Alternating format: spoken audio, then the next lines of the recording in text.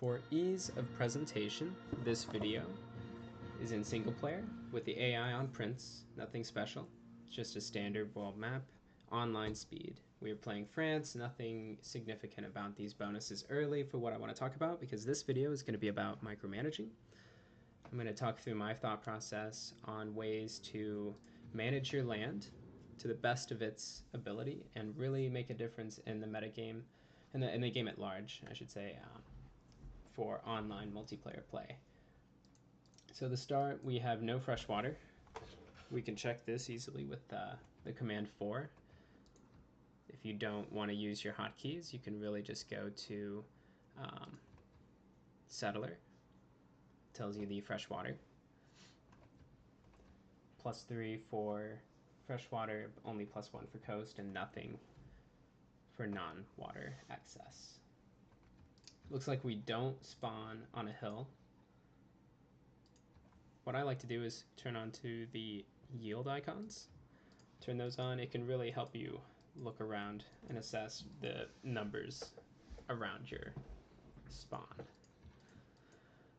So when I see this, it's not great. I mean, this tile is amazing. These grapes, wine. The horses is great for multiplayer. Strategic resources are a must. They really help you not get steamrolled, but they can also help you steamroll other players. Horses are great for that. So for the start of the game, you have 2 units, so there's not a ton of decisions to make. But the warrior, his mission is to cover the max amount of land. So you need to gather enough vision on your surroundings before you settle to make the best decision. Because right now, looking at our water, we've got really flat land. We've got +1 housing. That's not horrible. The pros of settling in place here gives us this great tile. 2, 3, 1. That's pretty nice. Helps you produce some things. It'll help us get what we need produced out of this city as fast as we can, which is good. Alternatives would be to head to this fresh water, which looks like it's a hill. Oh yeah, it's a hill, and it gives us, these 2 tiles immediately workable. And that's important. You don't really want to buy your tiles that you want to have your civilians work. You want to work them straight away. So we have to think of this as, is this 3-turn investment worth it to get fresh water? And you could think about it many ways. We can look at pottery, what granary gives us, and that's 2 housing. The difference here, 2 housing. So we basically build a granary. If we move here, we build a granary with 3-turn investment. That's not bad. We're also, we still are on the coast, so that means later on another civ could attack us by sea if we aren't prepared. That could be pretty bad. Another downside is that usually you lose tiles for your city. Ocean tiles are not that great in this game. In our current location, we've got whales and crabs within our reach, but that's not that great. Sea resources are rarely impactful. We would need probably 2 or 3 more to make this worthy of a capital city, but your capital should be like your best ground. These whales could be settled later, maybe here. We could probably settle there if we moved here. This could be a nice second expand. This could be nicer land, but we want to get as much information as we can. Moving here with this warrior would reveal 3 tiles, possibly 4 if there's like an elevation, like hills, jungle, if that's over there, could reveal 4. What we're looking for is the max number of tiles that could be revealed. Here is our only move for the warrior because it takes the full turn for the movement to move into the wine. I'm inclined to move onto the hill because this is kind of the direction that we want to go, but we're not sure. If this is like piss poor terrain, we don't really want to go there. We don't want to move there. We just want to get a head start and start building things. So I'm going to go here. So what this told us, there's quite a few hills. Hills are great. Hills are marvelous things, and there's quite a few of them. So this direction looks like it's more coast and not so much fresh water. But here there's a river, and that river could extend far, but what this looks like to me is that is like a peninsula. So this is probably more coast up in this direction. That said, this gives us more good tiles to work. It gives us more housing. I think we should move here. Again, we're going to try to get more information. That's going to give us the most information, and it looks like, again, that is coast. We've got more hills. We have been reaffirmed in that this is a good location to settle, and voila, this is now a really good capital city. We're not going to lose these whales in the long run because we're going to probably settle one of these two tiles to get those whales. Whales are a luxury that we do not want to pass up. This is as far as we should go because this is a great location. It's going to get us moving. We're going to catch up for those 3 turns we're going to lose. Or two. Let's see. 1, 2. Okay, just 2. Yeah, my bad. Only 2 turns that we're losing. So we basically are down a scout. So yeah, not too bad. So with this, the best location we can settle, what I'm going to do, and what I always do when I settle a city, you select the tile that's best for your civilians to work, and you lock it in. The game has it so you can control this, and it's nice. It also gives you the option to micromanage what it focuses on. So for instance, if I did gold, it's going to stay there. If it's going to ignore gold and ignore production, let's see, ignore, yeah, if it's going to ignore production, then it's going to go there. You can have some weird preferences here too. But generally, I only lock in the food and the production because those are the 2 things that are most important in this game for your cities. That's it. We've got the maximum working there. And for your movement, you want to you want to reveal the most amount of map as you can. Warriors are limited to 2 movement, which means for hills, it takes their full movement. For plains, they can move through 2 planes at a time for a turn. So, I mean, for instance, the city counts as 1 movement for any tile it's settled on, even on hills. So I could, for instance, move to this horse tile. But that's not going to reveal anything useful. Over here is just, more ocean. Maybe like a hill and something. Maybe this is a connection up here. Who knows? We'll figure it out. But to me, here gives me 1 tile revealed sooner. Over here, I'd have to move a few turns to get that revealed. So I'm going to move there, and that's another mountain. For production, you definitely want 1 scout, unless you're playing a certain map that is where you'll be isolated, like say on an island plate map. But for Pangea, which this map is, you want a scout or 2. Always depends. For research, we can go many different ways here. You generally want the technologies that'll be the most impactful. And this video is about micromanaging, so we're going to really focus on maximizing our production and food. We're going to assume that we're not going to be at war. These are AI players just for the sake of ease. And so we're going to focus on what's going to give us the most production. Horses, mining, for stone, wine, a lot of different options we have here. Improving the wine gives us a bonus 2 gold from this tile, improving the horses 1 production, and improving the stone 1 production. My reasoning, the horse is going to be easier to improve because as soon as I build a builder, say I went straight builder, it's going to come out immediately and be able to work that, as opposed to the stone, it's going to take a turn to move there and improve it. If we were in a war game where we know we're going to be fighting somebody at some point, say we meet someone within the next few turns, the bonus of mining is it gets us set up for the bronze working, which will give us the encampment. iron access for swordsmen. A lot of bonuses there. But again, we're going to focus on maximizing production. Oh no, I built part of a builder by mistake. That's fine. So we're really going to maximize production early.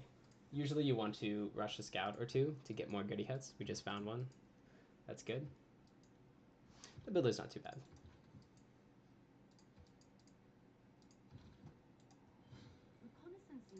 Uh-oh.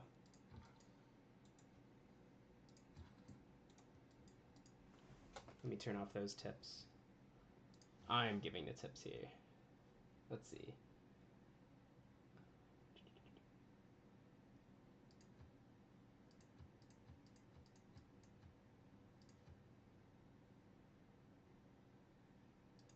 Ah, there it is. Okay.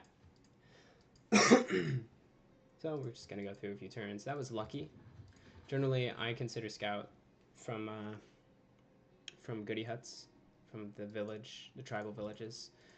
I consider getting a free scout great because it really gives you 15 free production. If you look at scout, it's 15 production, basically got it for free. That's a great way to micromanage. So my misclick on the builder wasn't punished for it. So here's what I'm talking about earlier. This automatically worked the stone as opposed to this tile or this tile. So if it was on gold focus and maybe not production or food, so see, if it was on gold focus, it would jump there. We don't want that really. We want food and production and the most of it because that gives us the most things that we could do. So we can move here this turn. Oh, wow. Suppose it didn't matter. We really built that builder fast.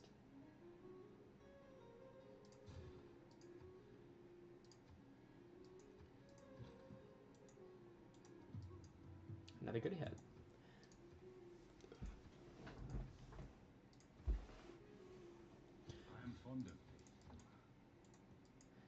Generally, you want to get those goody huts before other players do. In this case, the AI.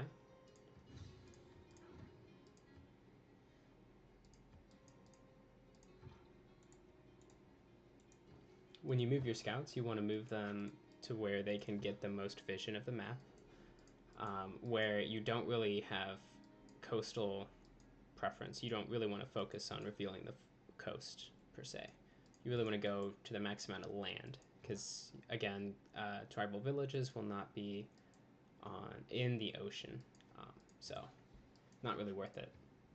They really can speed you up. Like, again, this scout gave us, or that goody head up here gave us a free scout. It's very useful. So we're using our citizens, we're locking them in.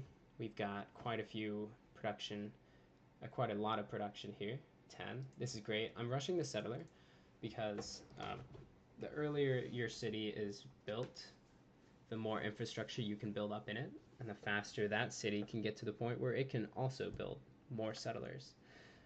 Generally, a wider empire is more flexible. A taller empire is better for science, culture,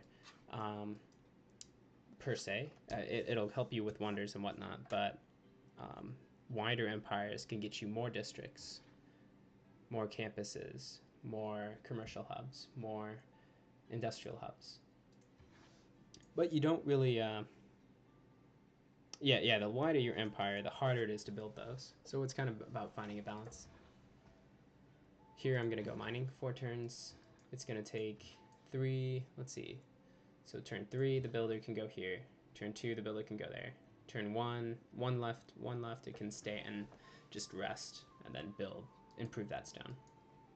Because our priorities here are the copper, the stone, the horses, and the wine. We don't really want the tiles that have nothing on it. We want to work the tiles that give us extra stuff. Again, maximizing everything. That's all we can do. A nice river system here. That's nice. And another nice river system up there. It is not wisdom, but authority. So here, we found out there's a barbarian camp. Barbarians are pretty difficult to deal with if you're new. So there's a lot of things to talk about this turn. We just finished our code of laws, and I generally like to change the policies before I do anything. If this scout was about to discover a natural wonder here, or a goody hut, we want it to get this double experience. The promotions that scouts can have can speed it up along woods and hills, which is really impactful. You can get more goody huts, and more goody huts is more success in the game. Even though we revealed the barbarian camp, we're not ready to fight it, so there's no point.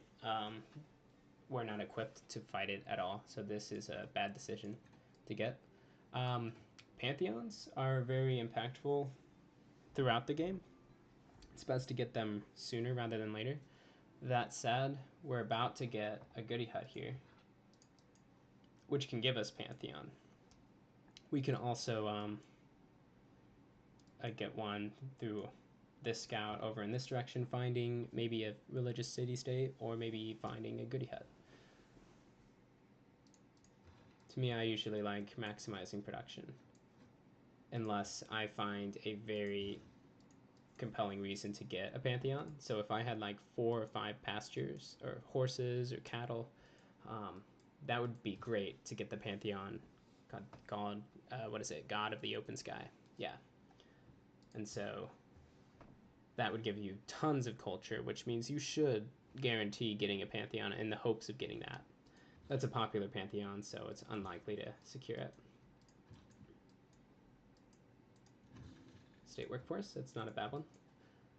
This is usually tricky to get the inspiration for.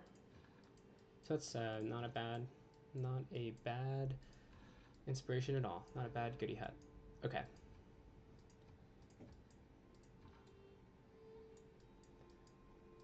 So the barbarian camp is one of these 3 tiles because it just spawned by that animation. I'm just familiar with that animation at the start of the turn.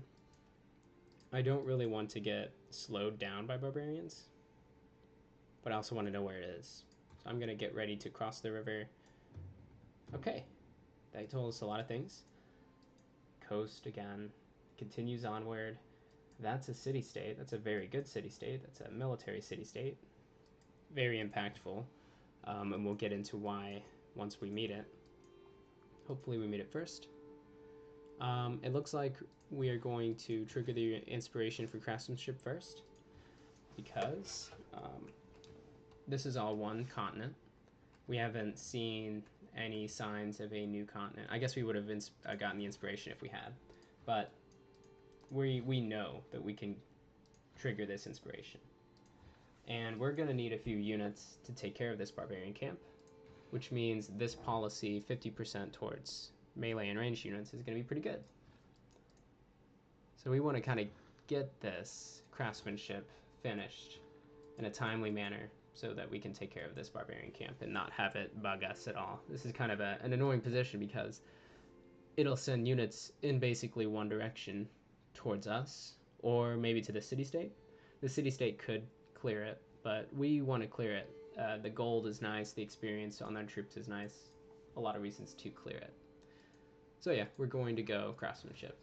And this is really, I'm trying to explain every... Ah, okay. We met an AI.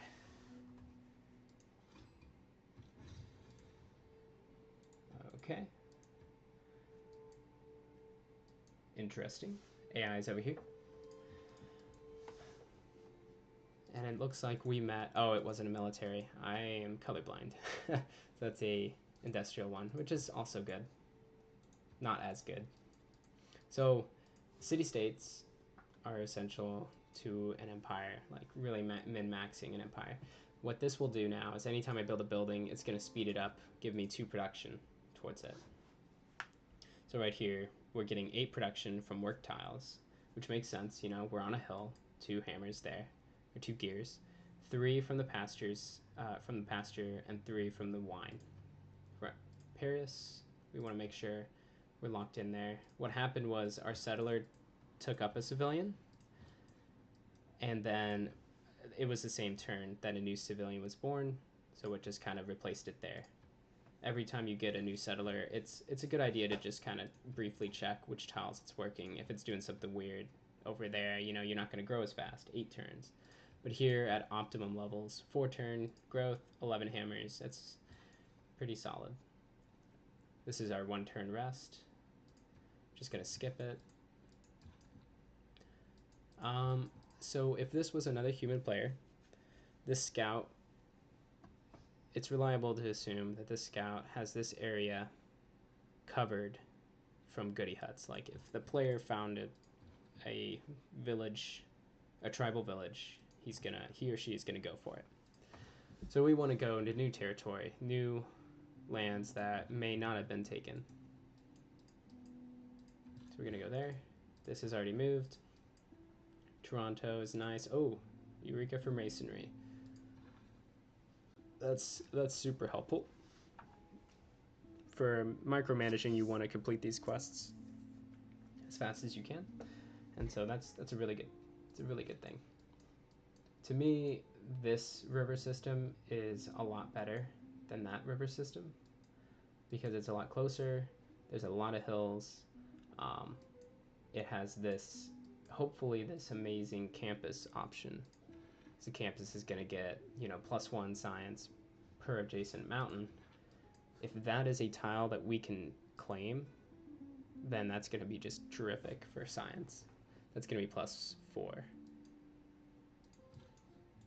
So again, that's 5 turns versus, you know, 7, 8, probably 7. So we're going to go there.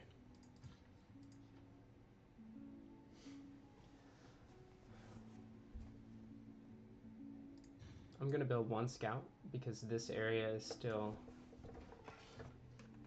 unexplored. We need to find more settler spots, and a 1-turn scout is pretty darn good.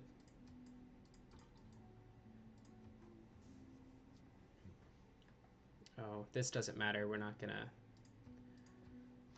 worry about that. The AI plays differently than players do. A normal player in a multiplayer game would not send you 15 free gold.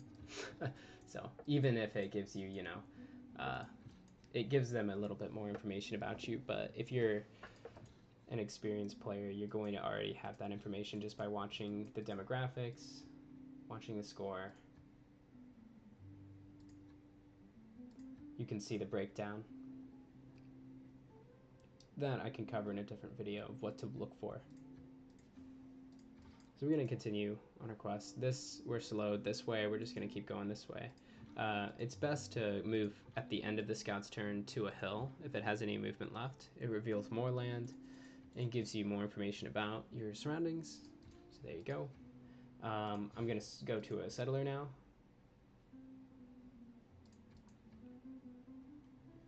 The thought of getting a warrior to take care of it sooner, not that great. Now here is a total noob move if I was playing against other people. This settler is totally exposed. So I should have moved this back to protect the settler. But this is an AI game. They don't take settlers, so I'm taking advantage of that. But I will move this back to protect it because this is mainly aimed to show you how a competitive multiplayer game plays. And again, you are worried about people snatching your settlers. It's really impactful to steal a settler early and to settle it, and then you can like pump out units and kill the person. So you always have to be afraid of people stealing your shit.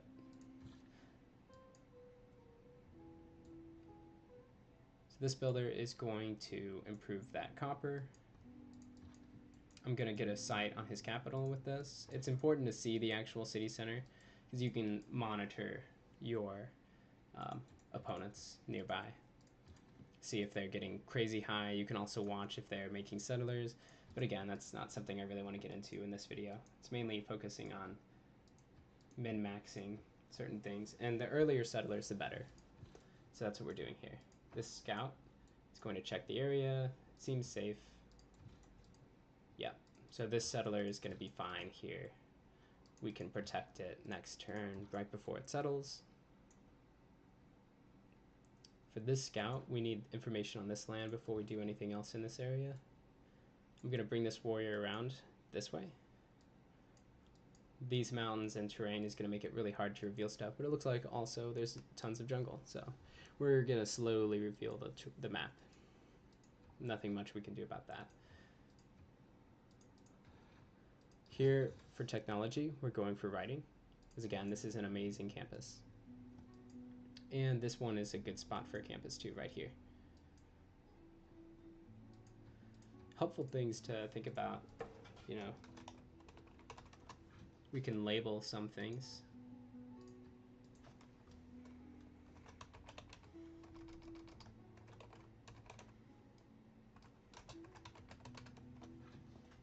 You know, it's however you want to mark it. I usually make a mental note of it. This guy, though, if I settle right here, it's going to make this expand impossible.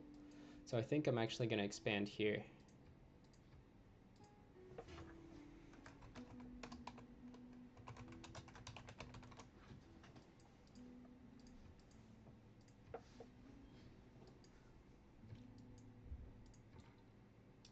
So moving to the hill here, if I moved here, I wouldn't see anything. This dense jungle is going to block all my vision. If there's like a mountain there, I would see it, but here's going to give us the most information. And that is a very nice area. When you're looking for settlement locations, you're looking for places that have a lot of hammers, a lot of, you know, gears, production, and food, which this has. You're also looking to space your settlers to maximize your land use. So here, for instance, I'm expanding here, here, where they can all fit. They're all within 3 tiles. Here would fit as well because there's 1, 2, 3 right there. So I could expand right there, for instance. I could. I'm not decided on it. We need some more. Whoops.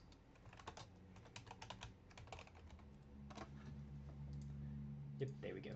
So we kind of want to maximize this land with fresh water and using the best land we can. For instance, over here, this is desert. It's not that appealing. It's going to be tricky to get to because in order to cross this, we need shipbuilding technology, all land units to embark because, so sailing gives your builders the ability to embark, but that's not important. Settlers, to settle this land, you need the shipbuilding because settler is a land unit. It classifies that as a land unit. And to get to over here, I mean, while the silver's nice, it would take a long time. And we don't really want to research shipbuilding just to get a settler into a crappy location faster. You know, if this was a settler, for instance, we would take 12 turns, 11, 10 turns to get to that area. And, you know, a real player would probably beat us to this river system and blocking us off there. So we're not going to bother with that. And this guy's going to trigger a Eureka. If I was watching this a bit closer. Oh, that's why Vilnius gave us some culture that sped us up. So we could have switched over to foreign trade to maximize this because this Eureka boost that we're about to get from improving the 3rd tile, it's not going to give us a full 50%. You know, it's basically, you could see this as completing an inspiration gives you 10 free culture. And it's actually going to give us more like 5 or 6. So technically micromanaging, yeah, I didn't follow that. So right here and here, you'll see it's complete. Skill without imagination is craftsmanship.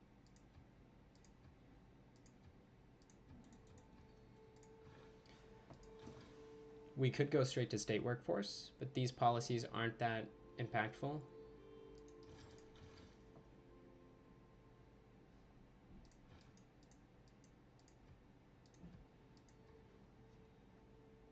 Two turns for the settler. So here's the part where we have to think ahead a little bit further. Do we want to build a settler and then units? I think we do. The alternative would be like another settler. So this is going to get us set up to build those units. And since we could pump them out now, that made it 1. That's really nice. But we want 2. This is the expansion. In order of priority, we're going to settle right here. And then we're going to settle here. We'll come back to this because, again, there's like not that many great tiles over here. But this is definitely worth an expansion because of the locks, because of the hills. But it's going to take more investment for builders to make this land as good as here. You know, the 2-2, 3-2, those are better by just arithmetic than 1-2 and 2 and 2-1. So there's the thought behind that. This is working. No. ambitious AI. Okay, we're going here. We can actually move here. Oh, that's unfortunate. Poor sheep. It's gonna have to be demolished. This is a hill. You can tell the hills have an extra production versus the flatland desert, flatland jungle. This land is pretty nice. Brazil has a start bias of jungle, so that's why they've got that, and we're close to them, so that's why there's this jungle. The game does tend to make a lot of sense in its spawn. We're going to delete this pin. We're settling there next turn. This settler is headed that way, towards the more important one, and away from this camp. We're going to start pumping out a few warriors. This scout is going to venture this way. No one beat us to meeting these city-states first, so likely there's not a player that close over here. Vilnius wants an archer. That's something to consider. Maybe next turn building a slinger as well.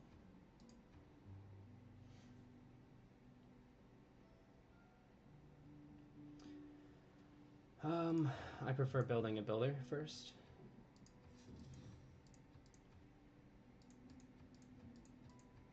I bought this tile to secure the location of this campus and also to get some growth in.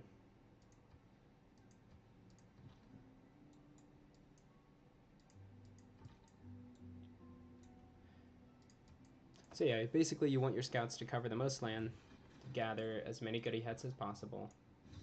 Bronze working, that's pretty nice if I were wanting to war.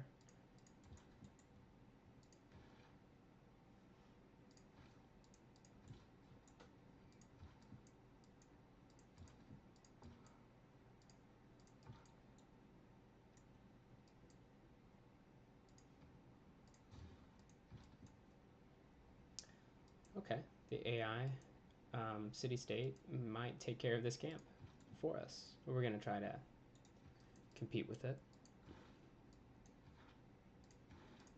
One thing to note, we don't want to have this policy up for too long. We're not going to build these military units that many more. Probably just one more after this slinger. We want to take full advantage of this production boost. But we want to switch back to the recon because this guy didn't get any experience or enough experience for a promotion. And if we did have that policy up, it would have. That's something to think about. We want to main max that as well if we can.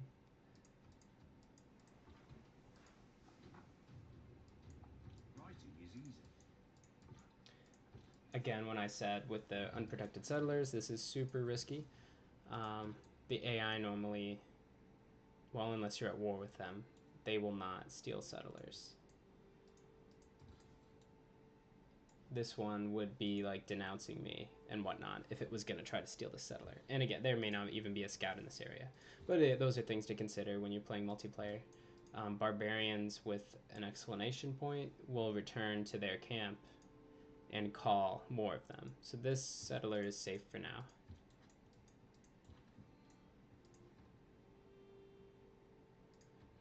Okay. Here's where some nice tips come into play. The way the game manages the production cost on districts, it's locked in on your when you place it, and it's determined by the number of technologies and civics, whichever one you have more of. And it's a nice little equation that factors those in and increases it over time, and it also factors in how many you have placed over the game, and as well as there was one more factor in there. Oh, there's some people think that it's also correlated with if you're ahead of other players, if your technology is ahead of other players, that it will give you a discount if that's true. So what we want to do with both of these cities is to place our campuses.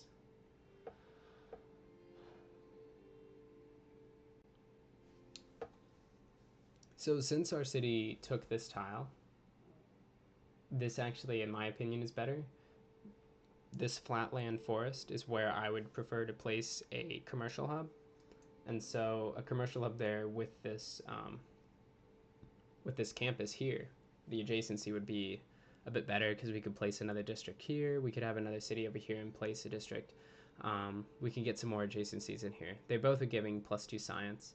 I'm actually going to put it there. And it's locked in. It's locked in at 39 production. So for instance, the base cost was 54. Since it's early in the game, we don't have many technologies or civics, and so it's less than 54. But we'll see as the game goes on that it will rise. And over here in Leon, we want to do the same thing. For this sheep, this poor sheep, while it's a great tile, it's better as that +4 adjacency. We basically want to maximize the number because there are other policies that double it. So 8 is greater than 6, 6 is greater than 4. We want the best location for it, and here is the best, and we want to lock it in now. So we're actually going to lose that tile to work, but that's okay because we want to maximize hammers. And again, this is going to be 39 hammers to finish that up, but we're not ready to finish that up yet. We want this builder first. The builder is going to give us this other sheep and a few mines to work. But we'll have this tile as well, ideally, if the city grows to that. As for Paris, we want to build one more military unit while we still have the policy.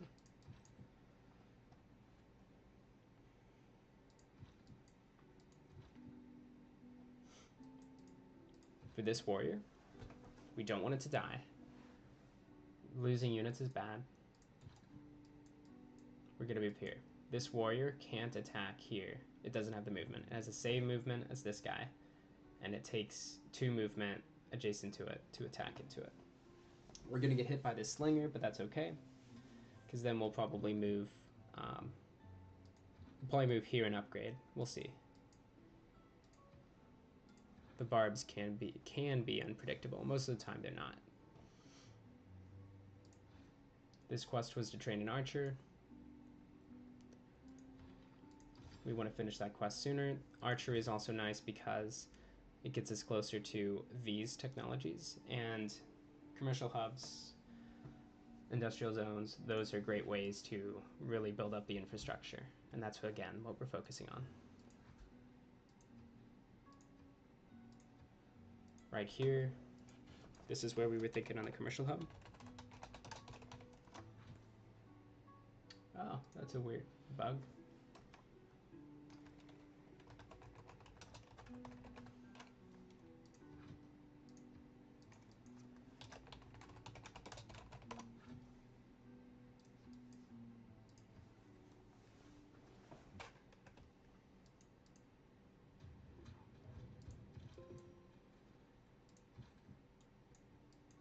Gonna escape. These barbarians are gonna give Pedro a hard time. Continue settling, or scouting, and settling actually. This gets us there the fastest. These warriors need to come over here and try to kill that camp, and the scout wants to continue exploring for this thing. Beautiful.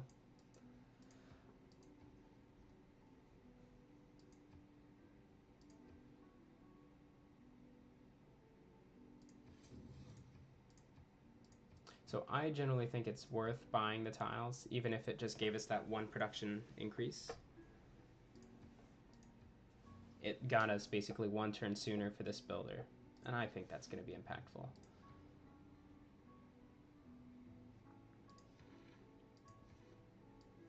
Survey right on time. We're going to keep our urban planning.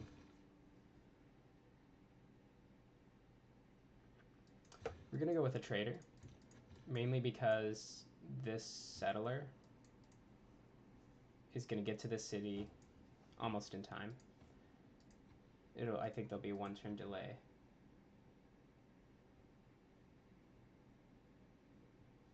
Yeah, but that's okay. This is pretty rough terrain. We want to speed that up with that red, because our next settlers are going to be in this area. We're going to try to get this land from Pedro if possible. We want to settle here. We have a lot of settles to make, but we also need more population in the capital to really pump them out faster. And we actually want to be working early empire. This settler policy is going to really speed up those settles. So for instance, we want to, ideally, this would be a great settle. That's so weird. It didn't, that's, okay. There we go. Right here, this is great production. Everything around it is a good tile. Like that's a hill. I think that's a hill, yeah. Hills, they're all providing 2 food. This is a great location, and it's very defensive. It's very difficult for Pedro to march if he was a player, a competent player, you know. It's difficult for him to march an army through here and fight us. So that is our ideal settle. It also is within range of this settlement, and so we're really, it all fits in, and we're using our land to the best we can. Over here, we're finding some of these I would consider later mid-game settles. There's a lot of production here, but it's not the most housing. But you don't really want mid-game to late-game settles to be like big cities. They're not going to simply have time. So over here, we're thinking of settles. Over here, we're thinking of settles. We have a lot planned out. A lot planned out. This warrior is going to make it out with some scratches. If he makes it out at all. He may not make it. So this is terrain that I think this scout is going to have to traverse. So we're going to come back this way with this scout. He's not got his promotion yet, but anything he meets will. Man, this is risky.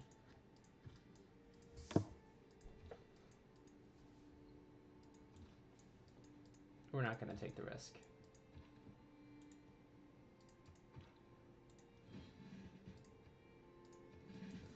Okay. That's very nice, but it also means that we can't finish this trader. We only have a max of 1. So we're going to go with our settler. Continue to pump out more settles. Well, 7 turns. This is going to actually get the Eureka. Just 6 population. When we settle this city, it's going to give us the Eureka.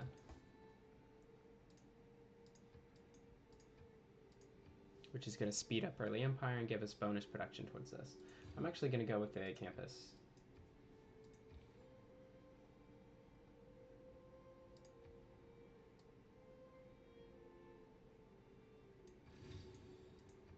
This is giving us food and production. Anything that increases that, it's a pretty good thing. I'm changing my mind to a builder. We don't have a luxury resource improved, and we're actually gonna need that improved. 2 turns, 6 turns, 3 turns, wait a turn.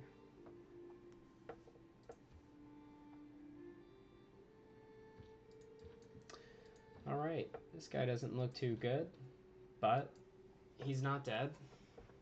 Not yet. Moving here to this tile is going to give us a river defense on top of a hill and jungle terrain. means this guy is going to attack into all of these bonuses, and we have 40 health. He's going to live. That's going to trigger enough promotion, like, you know, that's definitely going to give 1 XP. At least. So we can promote, and he's going to live. He's going to be fine.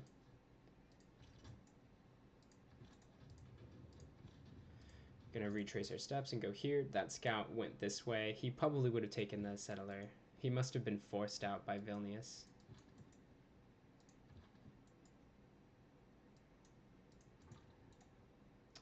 A lot of nice land up here. Well, I mean, it's fresh water, not necessarily great.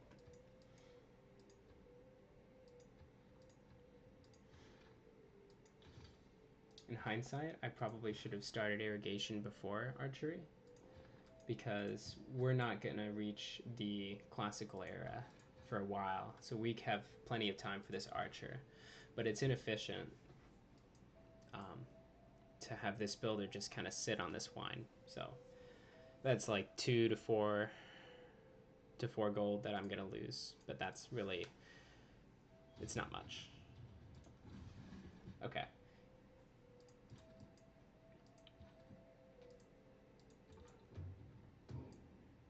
We do not want to get in on this.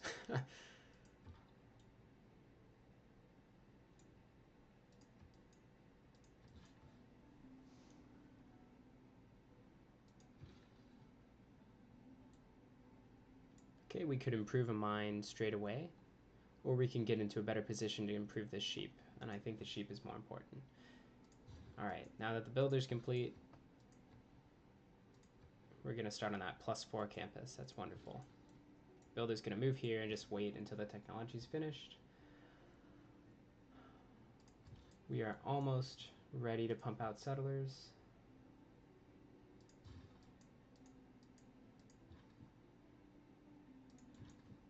Gonna move these guys in position. Okay.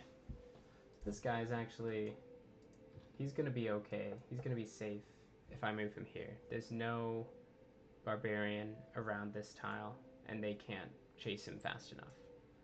We're moving there. It's not time for him to make his stand. Oh my gosh, this guy. Sure, we're gonna take the gold. He's gonna keep sending it and interrupting. So the city-state actually did kill the camp, so that's kind of a waste of our warriors. We're gonna heal up. This is gonna heal 10.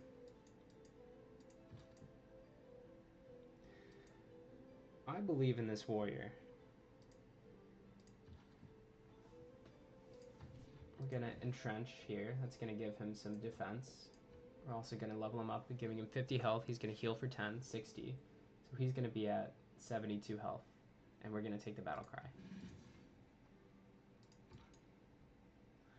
We are pretty much pinned down by these barbs.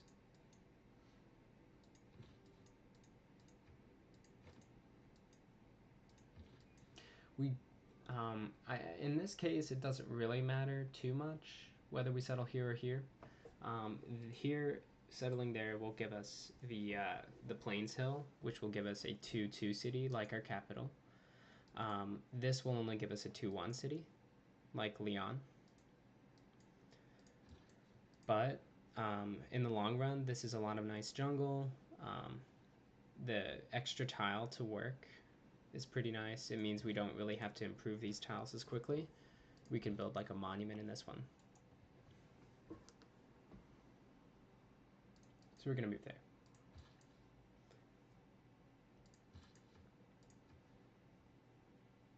Two turns there. We're gonna improve this with a mine. There's our amenity loss kicking in for this guy just sitting here. So we could picture this little mistake on waiting too long on irrigation as a loss in 4 gold-ish, maybe 6. And then in Lyon, we're losing minus 0.4 of one hammer. So not even like that much, but it's still, this kind of thing has potential to stack up.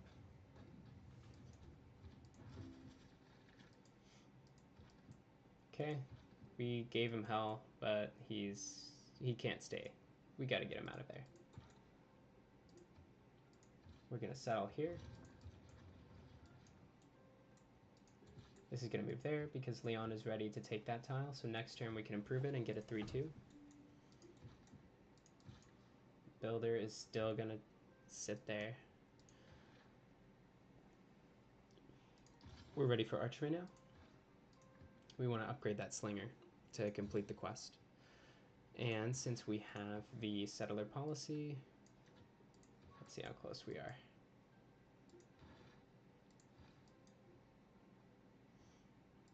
Yeah, we're going to take the settler policy.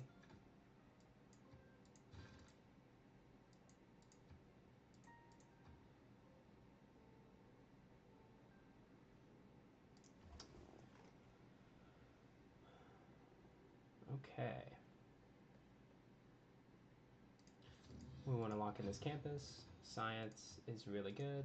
We want a campus in every city. It'll really get us to tech ahead. But we're going to switch over to a monument because the culture is going to be more impactful for the early game. We really want to get this political philosophy to get one of these governments.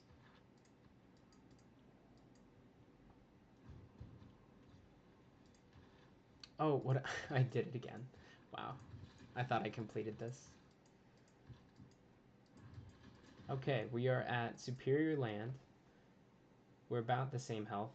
We're going to entrench. It's going to heal us 10. It's going to give us that bonus for defense. And we're going to sit tight.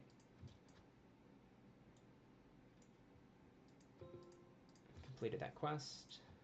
Got the sheep.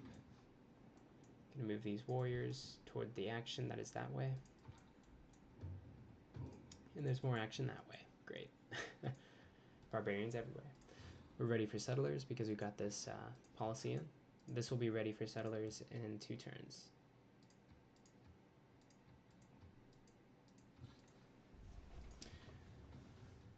There we go. Just like I said, he's fine. He's a trooper.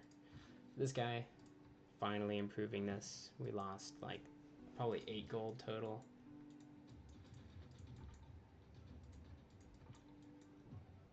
Ooh, this is a good area.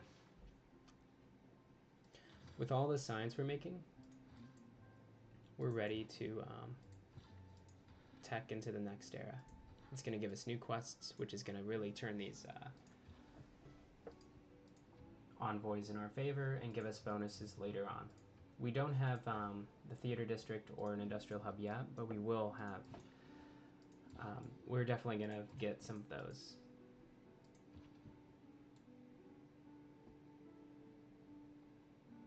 Since this warrior isn't doing anything, he's going to head up there.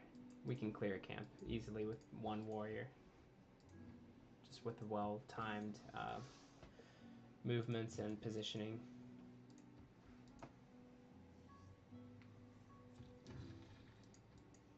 This archer's got that guy, and he's got a free promotion. Let's double check. We still have the scout experience on. So now he's way up there on 18. Pretty good. His next promotion is going to be the jungle, so we can really explore that terrain. Got to get him out of there. Now the mine here is nice, but he has 1 build left. We want to focus on that pasture.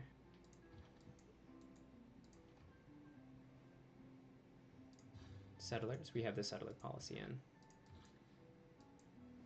The more settlers early, the better our civ is going to be.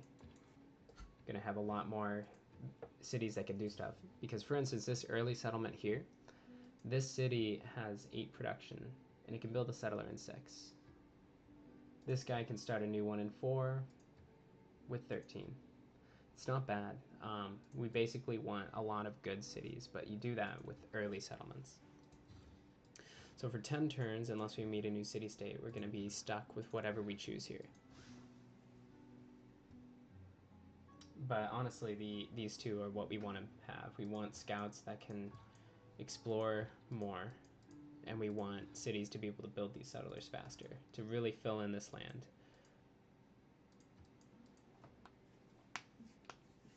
The next settler needs to go here. Oh, fancy. Forgot how playing single player gives you these extra fun animations. These units are going to get in position. Well, this one needs to heal. But these want to secure this location from Pedro. Pedro is building Stonehenge. He's crazy. Commercial hub there. We just finished the tech for currency. So it's helpful to have these reminders. This city just got to 4 pop, which means it can now build another district. We're going to put the commercial hub right where we planned on having it. Now we're not getting much food anymore. So this capital for right now, it's kind of limited on what it can do as far as growing tall for right now, until we choose to build this granary and probably improve one of these grassland hills to get that extra food, but also production. We could also buy this 2-3 tile if we really wanted to, but we want to save that gold to get appropriate locations for our districts, like we did here. Like this was the max this city could get within reason to get that +2 science and locked in production, so that when we return to this later, you know, it's still going to be, it's 44. It rose with the cost with our rising tech and whatnot, but it's good to use this gold instead of maximizing it and focusing it on one city or buying like scouts and whatnot. It's better to buy good tiles to have your districts on so that they're more impactful later. We're going to get to apprenticeship. This is going to give us a huge boost in production once we get this industrial zone out, especially considering we have a city-state for production, 4 industrial hubs, so that's good. We're going to keep exploring here. This looks like an isolated wing of the map, so that's really just going to be this guy's job to get all of that explored. He's got a lot of weight on his shoulders. We're going to unlock this tile. This is the one tile that we don't really want to work long term. It's just because we have no other good tile to work. These 3 are our food and production. While this gives us the same hammers as these, the 1 food versus 2 is actually kind of important. As you'll see, this is going to drop down to 3 pop on the capital. It's now no longer going to be working this tile, and we're going to grow in 7 as opposed to 12. This settler is heading up there to limit Pedro's options, because again, this is we're going to think of this as a competitive game, even though it isn't. The idea, though, is to get Pedro's options limited, that he has to settle towards someone else and get into a fight with them, not us. Although he may, like a player may or may not consider this a forward settle, but with this defensive terrain, it's going to be easy for us to defend with these units. Now this is also a 4 pop city, and we could have done this last turn. I neglected to. We want to place this on a tile that's... I prefer not to mess up the woods here, because this is a tile we're working right now. Likely our campus for the city, well, it's right there, but +1 isn't as good as +2, right? So we want to place this in a place that's going to be adjacent to another district later on to also get an adjacent bonus. The way it looks now, I'm probably going to put the industrial hub right here.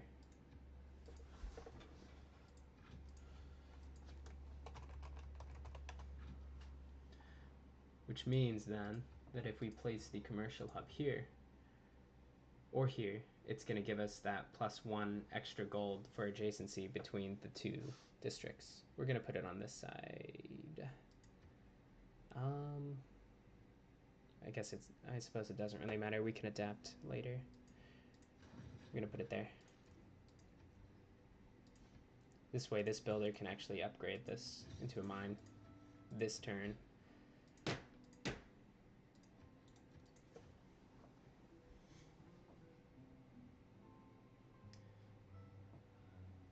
We do want this city to grow. If we keep producing settlers, we're going to run out of our civilians that are working these tiles. So we're gonna let this. We're gonna invest in some growth in the city and some culture. Working there, I prioritize the 3-2 over the 2-3. You want that extra civilian to keep on working these tiles, because this could have as many good tiles as you want. I mean, like, you know, theoretically we could have like 1,000,000 good tiles, but you can only work the amount of tiles that you have civilians for. So you really want to focus food first with production, with some production, but you also want to get that, yeah, those hammers.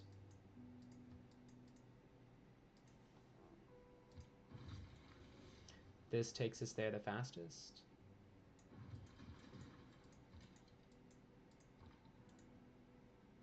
Ooh.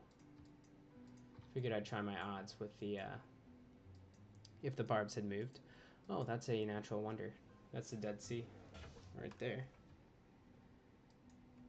This lake is deceiving, but that, I'm almost certain, is the Dead Sea. Or, no, that's the Dead Sea. Yeah, that's the Dead Sea. We finished horseback riding. We're now ready for apprenticeship. Uh-oh. That's so weird, isn't it? The pens are a bit messed up.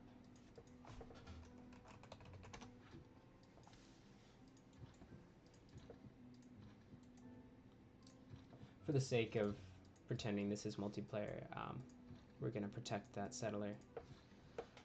It's always good to be safe. This has 1 build left. It looks like this city is going to grab this tile next. We're just going to hang out here. We want these mines adjacent to where we're planning on the industrial hub to be placed in 5 turns. Well, it won't be placed then, but... Oh. Again, we can switch off of it. I would have preferred to switch off of it a turn sooner and back to what it was building. The point of placing these was to lock in the tile, the production cost.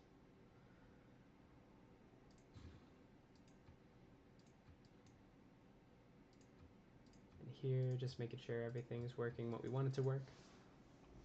Okay.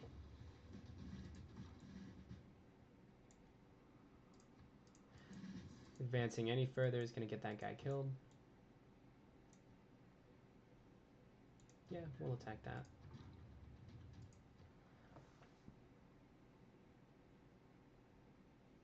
We still have that settler policy going. I think the settler... So this settle didn't affect us at all. We can still settle here.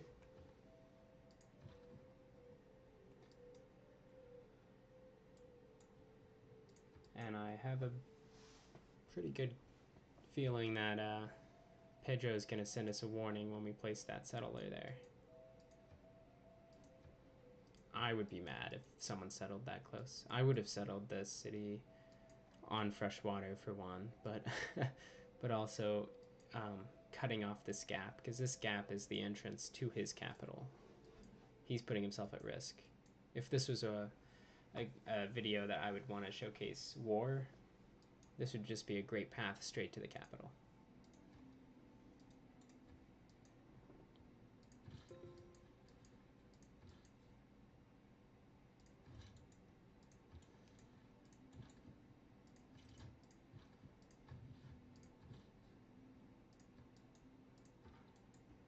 I'm gonna run away from that scout. I mean, from that archer. Since we finished this commercial hub, we can now finish this trader. That's worth. I'm gonna move this here to get more roads established. This warrior's going to move this way. I guess we didn't end up going to that encampment.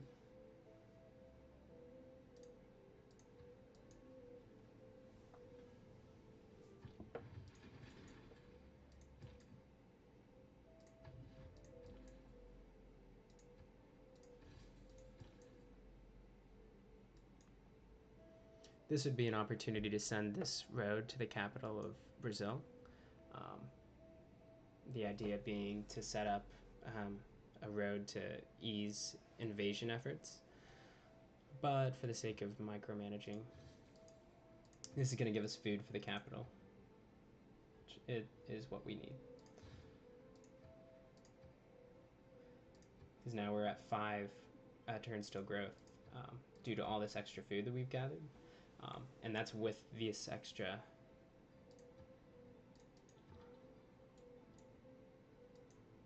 Man, we can't slip past this guy.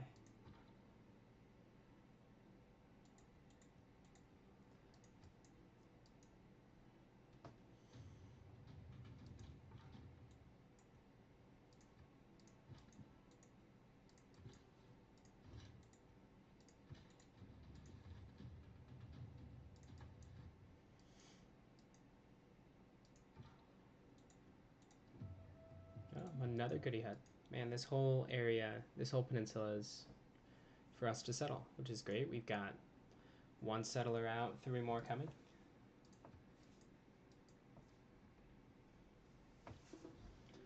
And with this, we're in the medieval era already. It's only turn 36. We have 4 cities now, which is wonderful for turn 36. They're all very good cities as well.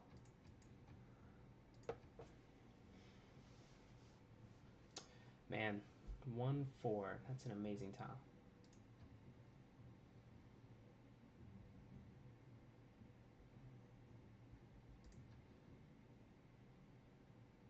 We're actually going to place the commercial hub and start on a monument. This guy's going to get here.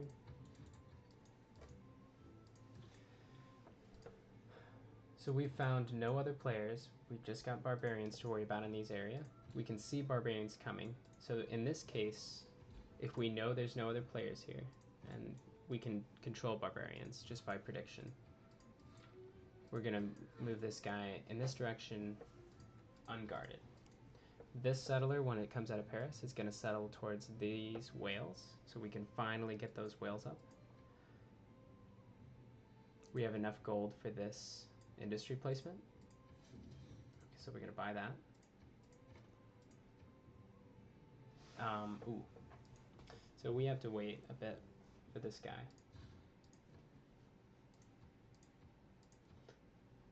Apprenticeship gave us +1 to the mine improvement, so we're going to switch over to the mines. We got this at 12 production, so already with this early settlement, just due to our focus on production, it's got 12, which is what our capital was just a bit ago. So we kind of have 2 capitals. Well, granted, this is an 18 production, but I mean, and we've got a third one that's also at 12. So man, this is really booking. We're gonna work the hammer over the food because this has reached its housing. It's starting to reach its housing cap. In terms of technology, meaningful ones remaining for the early game is bronze working. The wheel is nice for that watermill. And then onward, we're looking forward to techs like industrialization, military science, either for that cavalry rush, maybe for tank rushes. We could go further into that. If we really want a SimCity, go industrialization to get more production, more universities, and so forth. A lot of options are available to us, and we can get these technologies very quickly. And it's all really thanks to these great adjacencies that we focused early.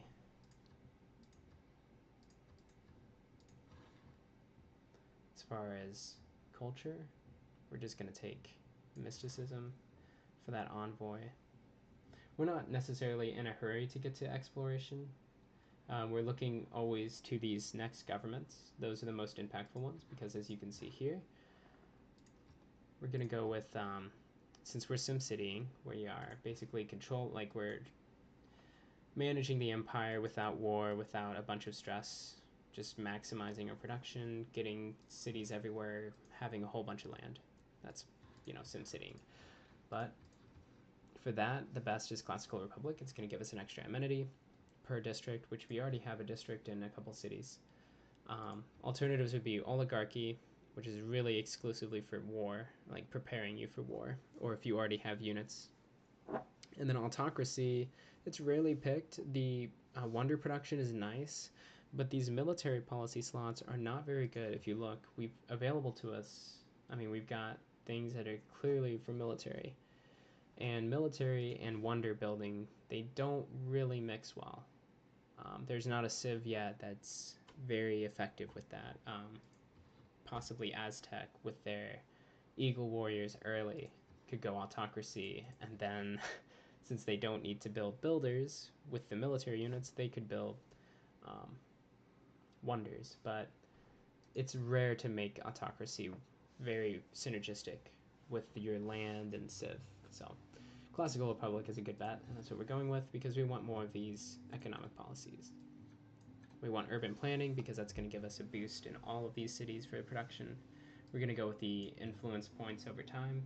The first one we send counts as 2. We've already got points. We've already got envoys in our city-states that we've met. If we meet one later on, we can switch to this. But for now, let's get more envoys. Then for this final slot, we are building buildings in our city, and we're also building settlers. We've already got settlers here. So we're not building builders right now. We're not really worried about our Pantheon.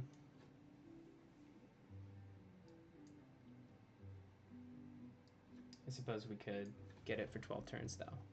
This would be, for this, it would give us 4 gold. We're going to weigh the Pantheon over the 4 gold. The Pantheon's going to give us more over the scope of the game.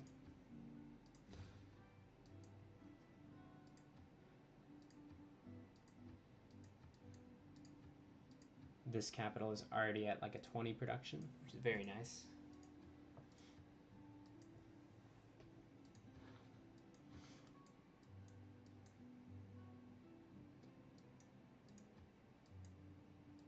And I believe that's gonna wrap up this video on micromanaging. As you can see, this is going to continue. We're going to keep spreading over the map. We're going to keep producing a lot of units, a lot of districts. We're already ahead of the AI in many regards.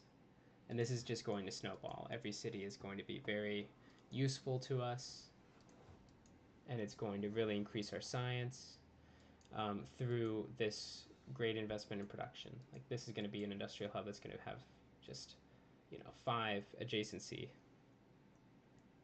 We could make this a district. So these 2 would be mines and give it, a ton of adjacency. So for policies like, for guilds, we've got craftsmen, which is going to double that. So later on in the game, once we get up to there, this city is going to have plus 10 just for having that industrial hub there. Once it's built, which again, we're limited on population, so it would take a few turns.